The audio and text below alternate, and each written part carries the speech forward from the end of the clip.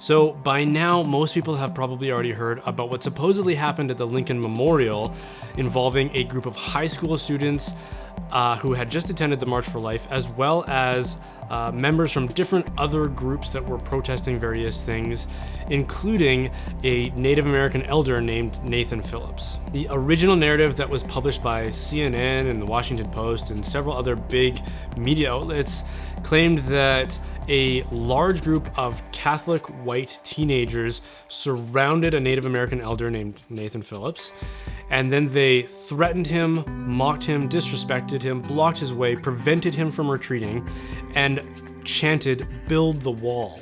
Phillips himself claimed that they were clearly motivated by hatred and racism and were looking for any excuse or opportunity to attack him or a nearby group of black protesters.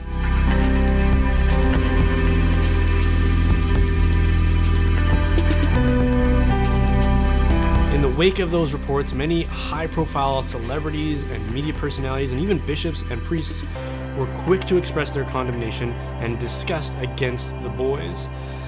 Kathy Griffin, as an example, called out to her large Twitter following, asking them to do whatever they could to find out the names of those boys so that they could exact their own brand of justice. Reza Aslan, who's often positioned himself as a kind of religious guru and moral authority, tweeted out his own desire to want to physically assault one of the boys in the video. And as the hysteria escalated and the pitchforks were held high, a very real threat to the welfare and the future livelihood of these teenagers emerged. Now let's say for argument's sake that the original narrative was 100% accurate and that these teenagers were motivated by and acted on actual racist sentiments. Well, if that's true, given the fact that they're kids, that makes them victims of a poisonous ideology. Because kids are by their nature ignorant. They don't have enough education or experience or mental development to think for themselves. They have to rely on people with more education and experience than they have to tell them what is true. So if they've been poisoned by a racist ideology, then they are victims of that because that's something that happened to them. It's not something that they chose. So even if they behaved in ways that society judges to be morally wrong, then we should have treated them like victims of bad formation and then offered them correction and then set an example that they could follow. But instead, we just ruined their lives. Aside from the immediate threat of physical violence and verbal abuse, people were also calling for them to be expelled from school and to have the school tarnished and even shut down.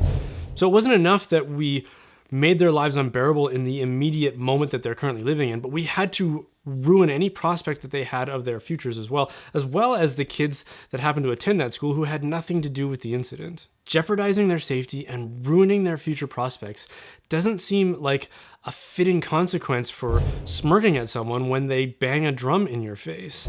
And that's the problem with mob justice. It's unrestrained by any reasonable consideration. It only escalates the problem. But the story doesn't end there.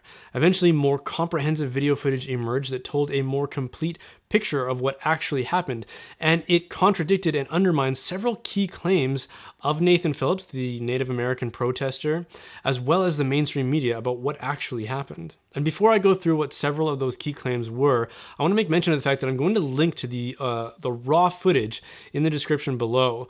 So I would encourage you to check it out, especially because it's likely going to get deleted before long. So the first claim that the kids were acting hostile towards a group of black protesters actually turned out to be the reverse. The black protesters were actually shouting out incredibly offensive and racially charged things and religiously charged things at both the kids and the Native American protesters. And in fact, these things were so offensive that if I were to repeat them in this video, my video would probably get deleted for hate speech by YouTube. The kids, by contrast, didn't respond in kind. So instead, they just started singing school chants. And the claim that they were chanting "Build that wall" isn't supported by any of the footage. The second claim is that the group of teenagers surrounded Nathan Phillips and started threatening him and chanting and preventing him from ascending the steps of the Lincoln Memorial where he wanted to peacefully protest. What the video footage actually shows is that he entered the group of kids with a group of other adults that were all carrying cameras and shouting fairly offensive and racially charged things themselves. And this is in spite of the fact that there was a path just directly next to the kids that was wide open on the steps that they could have walked up. The claim that Phillips and his group were trying to diffuse tension by peacefully praying isn't supported by the footage either. In fact, what happened is that they singled out a kid in the group, and Phillips approached him with his drum and started banging the drum right up in his face, inches from his ear, singing a song that wasn't a peace prayer. Actually, the song is an activist song that was made popular by the American Indian movement. So while Phillips, who is an adult, was banging a drum in the face of a kid, one of his other companions, also an adult, was shouting at another kid things like, "Why did you go back to Europe where you came from? And We've been here millions of years. So get the fuck out of my face with that shit." Now, I'm sorry, but I can't think of any sort of social scenario where confronting a stranger, banging a drum in his face, swearing and shouting racially charged rhetoric is an act designed to diffuse tension. So what is the evidence that the kids, and specifically the kid who was confronted by Nathan Phillips in the video, were acting with racist hostility? Well, at a couple points you can see maybe one or two kids doing kind of a tomahawk motion while they were dancing and jumping around to the sound of Phillips's drum. And if you assess that to be an act of ignorance and disrespect, I would probably agree with you. But again, they're kids. Kids are by nature ignorant. And if they act disrespectfully out of that ignorance, then it's our job to correct them in a way that will benefit them. But instead, we just instigated a witch hunt. The other bit of evidence is now the infamous smirk that was captured from a still frame from that original video and then published alongside all the inflammatory headlines that reinforced that original narrative. And according to the kid in the video, his name's Nick Sandman, he was trying to just act calm and diffuse the tension himself by smiling at Mr. Phillips. But the problem is that smile didn't come across looking all that sincere. Okay, well, let me ask you if you've ever been confronted with hostility in public before, because I can say from my own experience that it's not easy to act calm and cool in a scenario like that. I suspect that most people just devolve into their most base instincts.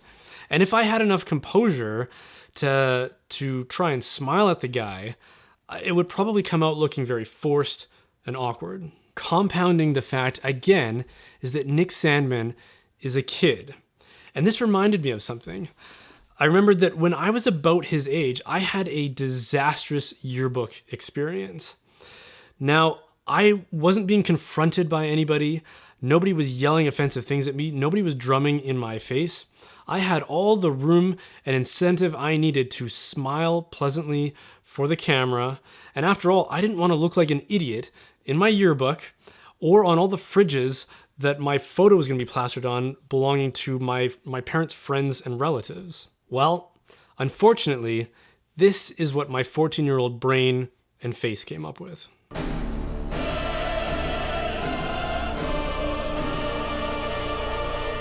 Yeah.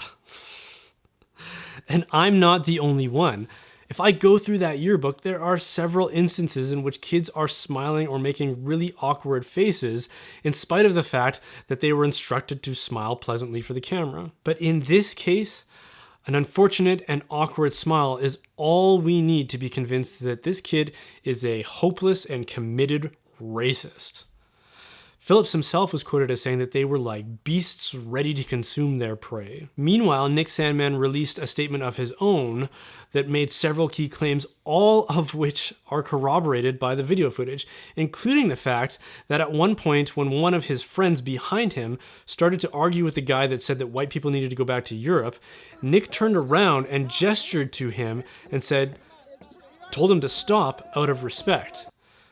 What kind of a racist would do that? To be honest, I don't think I would have conducted myself with nearly as much restraint and respect as Nick did.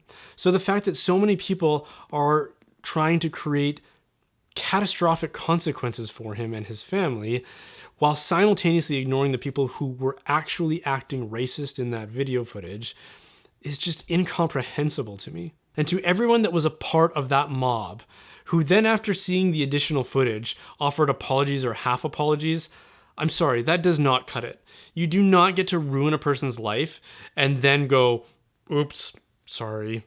And to the bishops and priests who threw these kids under the bus in order to salvage or improve their own PR profile, That dereliction of duty is inexcusable. Like when a bishop is ordained, they are asked if they will be a good shepherd to their flock, which according to Jesus is someone who is willing to lay down their lives to protect their flock.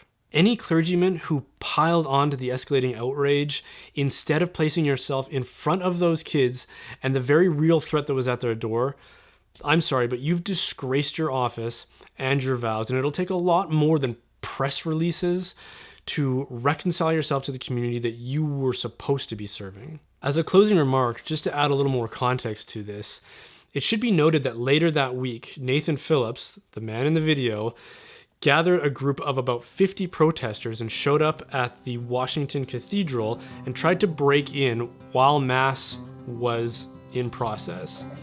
Now, call me crazy, but that doesn't correlate with the claim that he's somebody who is motivated by peace and mutual respect for different groups.